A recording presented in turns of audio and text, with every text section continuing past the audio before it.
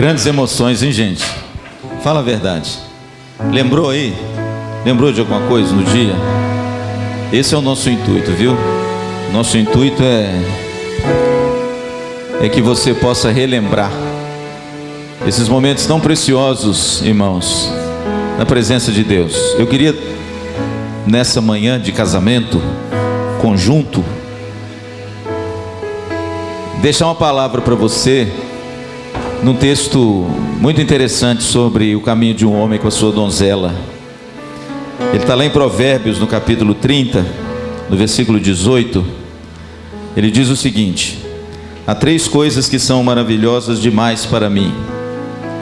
Sim, há 4 coisas que eu não entendo: o caminho da águia no céu, o caminho da cobra na penha, e o caminho do navio no meio do mar, e o caminho de um homem com a sua donzela. O casamento, irmãos, é um caminho sobremodo excelente. Não é fácil. Casamento não é fácil, mas é um caminho sobremodo excelente. E quando Salomão deixou esse caminho sobremodo excelente para nós, ele comparou o casamento a 3 imagens muito interessantes. Eu não sei se você já atentou para elas. Primeiro, ele fala que o casamento é um caminho de um homem com a sua donzela. E esse caminho, em primeiro lugar, é como o caminho da águia no céu. Pastor, que figura é essa? Que imagem é essa? Simples. A imagem dessa grande ave é porque a águia, ela não alça voo, ela não se lança num voo sem que ela tenha um propósito e um objetivo muito específico. Por quê? Porque ela é uma ave muito pesada e desprende muita energia para voar. Então a águia não voa por qualquer coisa. Ela só alça voo quando ela tem um objetivo e um propósito muito claro. Pastor, o que a gente aprende sobre o casamento com a águia? Como diz o texto, no céu. Porque em primeiro lugar, irmãos, o caminho do casamento é um caminho também com um propósito sublime. Você sabe por que Deus uniu você ao seu cônjuge? Por causa do propósito sublime do casamento. E o primeiro deles, sabe qual é? Para a glória de Deus. Você sabe por que Deus te deu um cônjuge? Para que a vida de vocês e a família de vocês glorifiquem aquele que criou você e o casamento. Assim como a águia voa com um propósito, o casamento também tem um propósito. Qual é? A glória de Deus. A minha pergunta é: será que temos vivido assim? Será que o nosso casamento espelha a glória de Deus? Mas o segundo propósito do casamento está lá em Gênesis capítulo 2, quando Deus disse assim: não é bom que o homem fique só. Eu vou fazer para ele uma mulher que seja sua auxiliadora, que o complete, que o complemente, que se adapte, se adeque a ele. E a Bíblia diz que Deus então criou a mulher do homem e deu a mulher para o homem. Está aí o segundo propósito do casamento.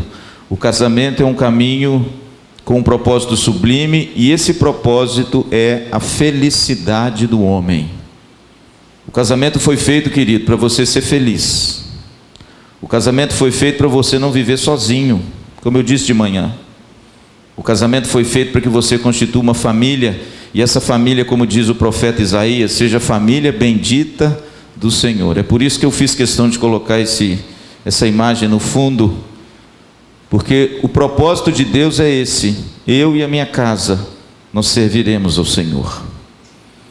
Mas em segundo lugar, o texto diz que o caminho se assemelha a uma cobra na penha. Pastor, o que tem a ver o caminho com a cobra na penha? Penha é rocha. Eu não sei se você já viu um rastro de cobra, por exemplo, numa floresta ou num terreno arenoso.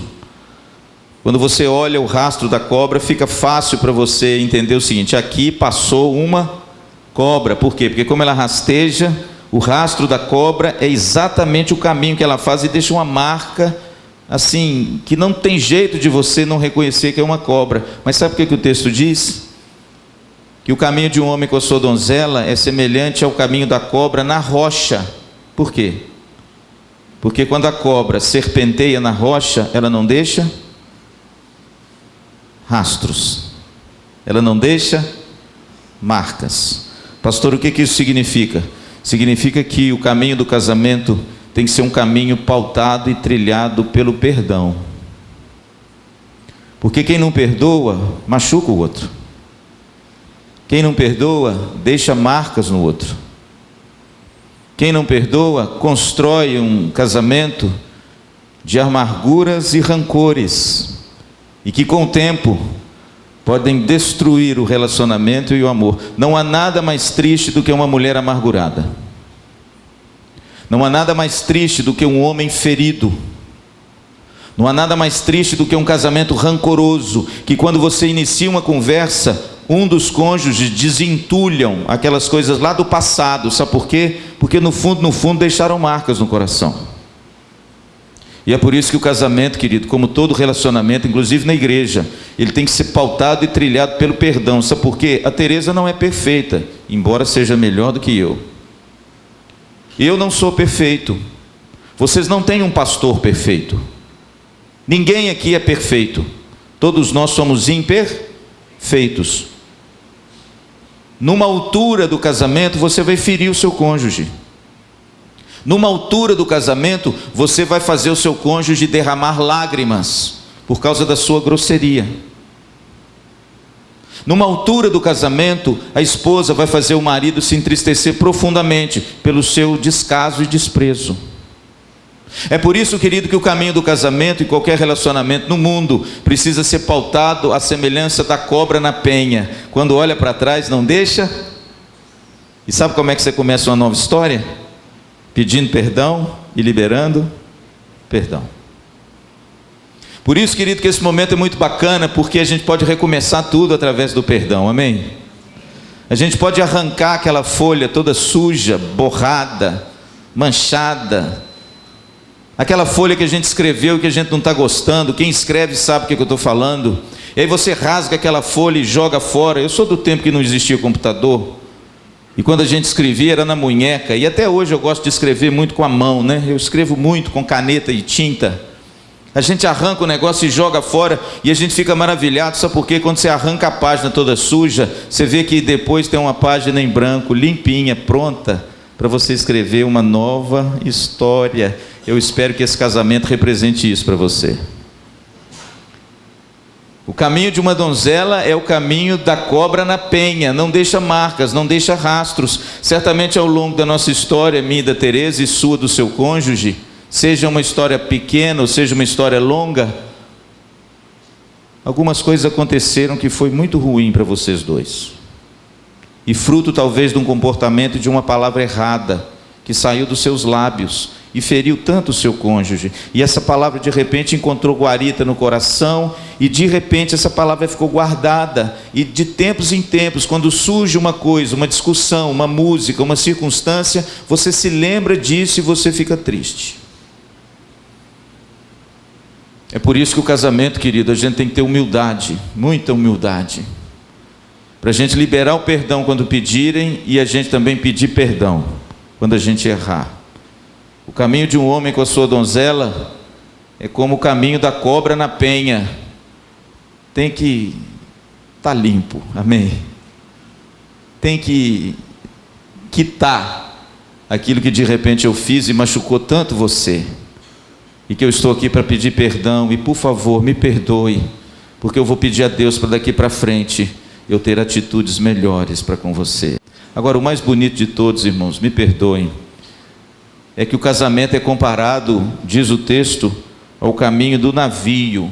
Mas tem um detalhe nesse texto que me enche de alegria. Ele fala que é igual o navio no meio do mar. Por quê? Porque quando o navio naquele tempo zarpava para fazer as longas viagens e atravessar os mares revoltos, os mares nunca dantes navegáveis, né? Esse navio, quando estava no meio do mar, ele não avistava terra. É isso que o texto está querendo dizer.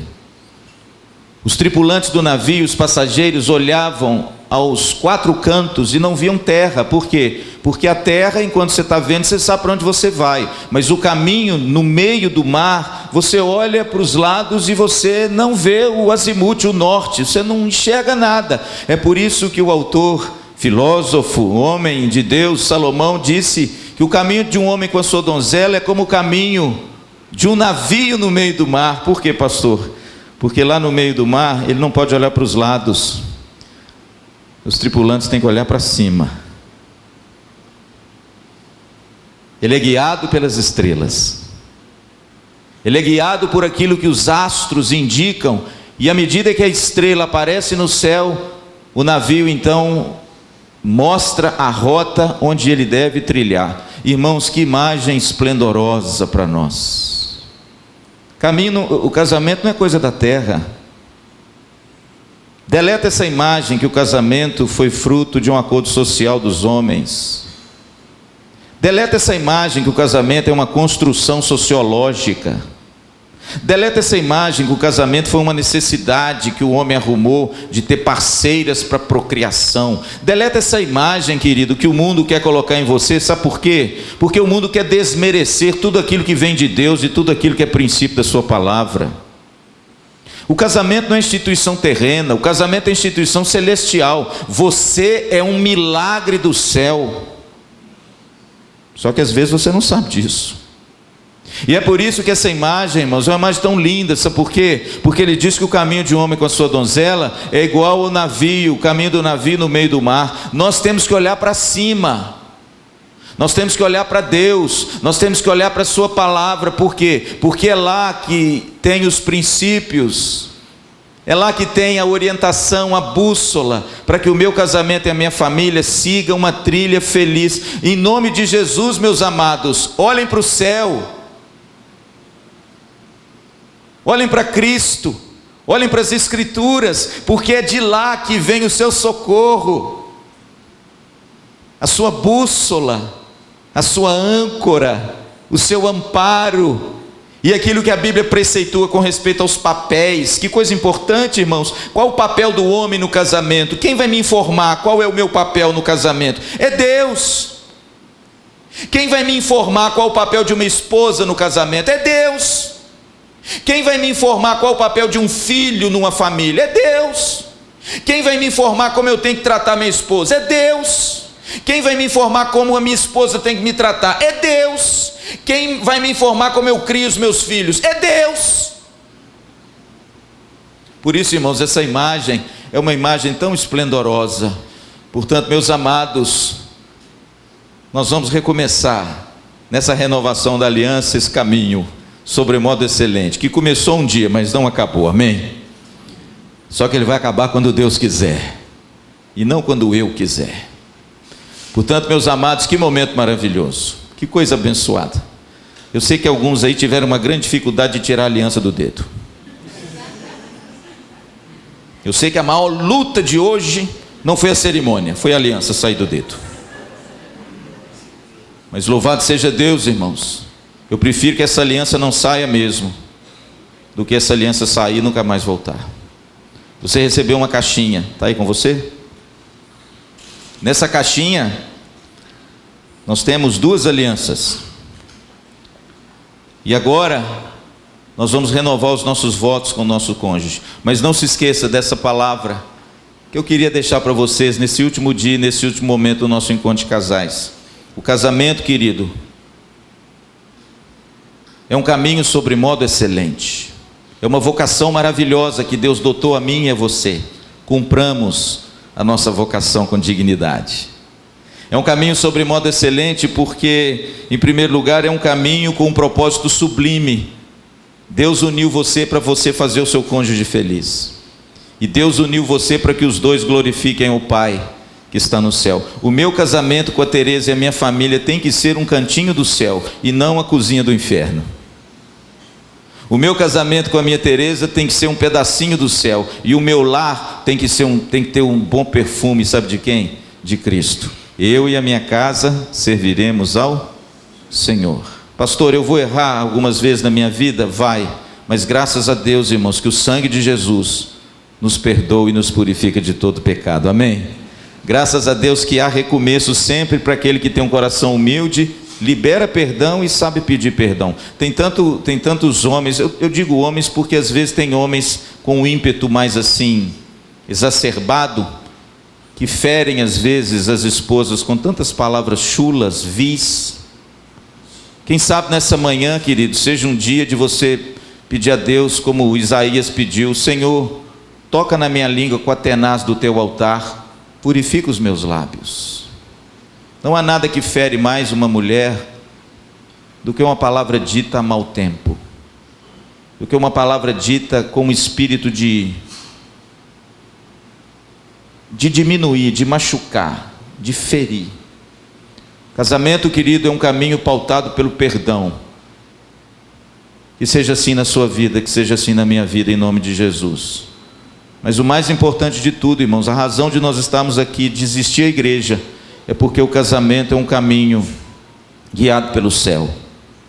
É através da palavra de Deus e através de Cristo Jesus que nós recebemos o norte e a orientação para saber como agir com a nossa esposa, com os nossos filhos, com o nosso cônjuge, com nossos maridos. Enfim, é lá na palavra de Deus e no céu que vem o nosso socorro, a âncora bem segura, guardada lá no céu. Portanto, meus amados, que Deus os dê muita saúde, muita alegria, muitos anos ainda de gozo, de um para com o outro, e que seu cônjuge seja para você essa donzela, e esse homem seja o seu amado, e que você se deleite na presença de um do outro, juntamente com seus filhos, para a glória de Deus.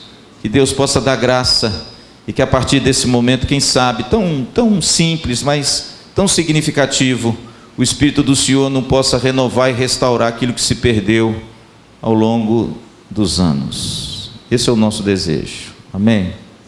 Pastor, por que a gente coloca aliança nos dedos quando a gente casa? É muito simples, irmãos. Porque o relacionamento de Deus com o homem é feito baseado numa aliança. É por isso. Você não coloca aliança porque isso é um fator cultural, não. Você coloca uma aliança no dedo do seu cônjuge, é porque quando Deus resolveu amar o homem e resolveu se relacionar com o homem, Deus fez uma aliança com o homem.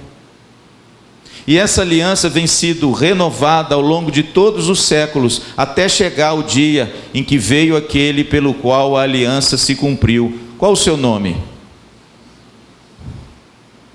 O Velho Testamento prenunciava já esse homem. Ele seria o anjo da aliança. Qual o nome dele? Jesus Cristo. E em Jesus, irmãos, Deus selou definitivamente a sua aliança de amor altruísta, sacrificial com o homem, na pessoa de Jesus Cristo. E interessante que toda aliança, todo compromisso de amor, ele tem um selo, ele tem um símbolo. No Velho Testamento tinham vários. O arco-íris, por exemplo, com Noé, foi um símbolo da aliança. Quando Noé desceu da arca, as águas abaixaram depois de 150 dias. E depois de quase 1 ano e meio, quando a arca pousou e ele realmente conseguiu descer na terra, Deus disse para Noé assim: Noé, olha para o céu. E lá em Gênesis capítulo 8, a Bíblia diz que ele olhou, Deus falou o seguinte: eu vou colocar um arco sobre o céu, e esse arco será o símbolo da minha aliança com você, porque eu nunca mais destruirei a terra com água. Hoje, irmãos, nós temos uma aliança, né? Porque isso é fator sociocultural, isso é conversa. Hoje nós temos uma aliança, sabe por quê? Porque Deus fez uma aliança comigo e com você em Cristo Jesus. E quando a gente coloca essa aliança no dedo do nosso cônjuge, a gente está assumindo um compromisso diante de Deus, de amá-lo como Cristo me amou. Agora, o símbolo da aliança no Novo Testamento não poderia ser mais bonito e sugestivo. O símbolo definitivo da aliança de Deus com o homem na pessoa de Jesus foi qual? A cruz. Portanto, querido, toda vez que você olha para a cruz, você vê que Deus confirmou a aliança dele com você, mediante a morte e o sacrifício altruísta do seu Filho amado Jesus, por amor a você. Nunca tire a aliança do dedo da sua esposa. Sabe por quê? Porque o compromisso de Deus com você é inquebrantável. E hoje nós vamos ter a graça de renovar esse compromisso. E eu queria que você fizesse da seguinte forma: nós não temos ensaio, né? Então nós temos que fazer ao vivo e a cores. A Tereza, minha Tereza, por favor, minha santa. Nós vamos pegar a caixinha, nós vamos ficar em pé, mas daqui a pouco. Deixa eu só ensaiar. Nós vamos ficar em pé, nós vamos começar pelos homens, ok? Você vai pegar a caixinha, você vai pegar a aliança da sua esposa, vocês vão ficar um de frente para o outro. Tem jeito aí na cadeira? Tem, né? Igual no dia que você se casou, não é? Nós vamos renovar as alianças. Primeiro você vai colocar no dedo da sua esposa. Eu vou falar algumas coisas com a Tereza e você vai repetir. Tá bom? Se você quiser, à medida que eu for falando, você vai repetindo, igual num casamento mesmo, aqueles votos que a gente faz no altar, que eu espero que Deus te ajude a cumprir. E depois que você colocar a aliança no dedo da sua esposa, que eu acho que ela vai caber melhor do que na sua, vai ser o contrário. A Tereza agora vai falar para mim, e aquilo que ela disser, se você quiser e puder, você repete para o seu varão abençoado e amado e coloca a aliança. Quando terminar a aliança, de colocar as alianças, não beija. Não beija por quê? Porque aí o reverendo Luciano Rocha, igual num casamento mesmo, assim, como se fosse a primeira vez, eu vou então fazer a declaração, ok? Então vamos lá, você vai dizer assim, olha para o seu cônjuge, não olha para mim não, gente. Olha para ela e diz o seguinte: meu amor, eu renovo nessa manhã a minha aliança de amor com você, e eu prometo te amar, cuidar de você, na saúde ou na doença, na alegria ou na tristeza, na fartura ou na escassez, até que a morte nos separe. Amém. Pode colocar a aliança.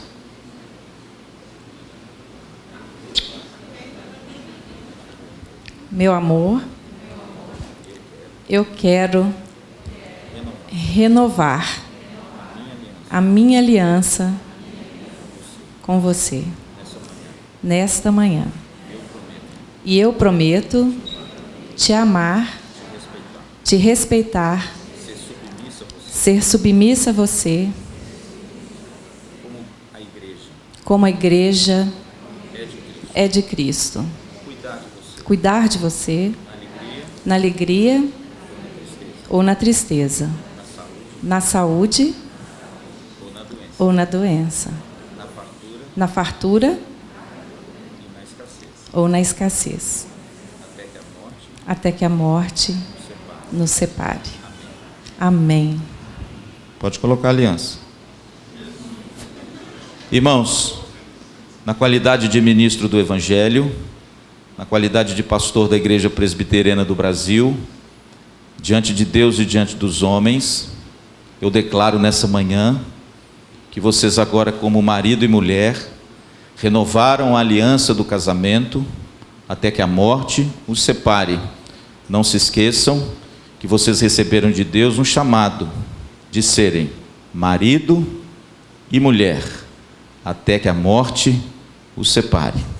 Agora você pode de novo, como você sempre fez, beijar a sua esposa.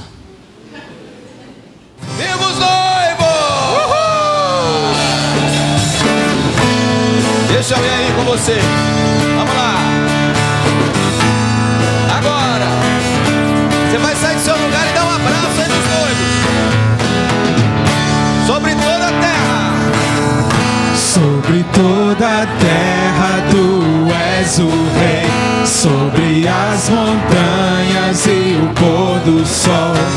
Uma coisa só, meu desejo é: vem reinar de novo em mim, reinar em mim, com o teu poder, sobre a escuridão, sobre os sonhos meus. Tu és o Senhor de tudo que sou. Vem reinar em mim, Senhor.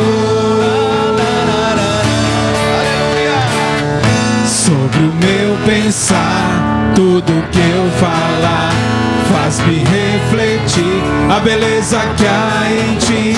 Tu és para mim mais que tudo aqui.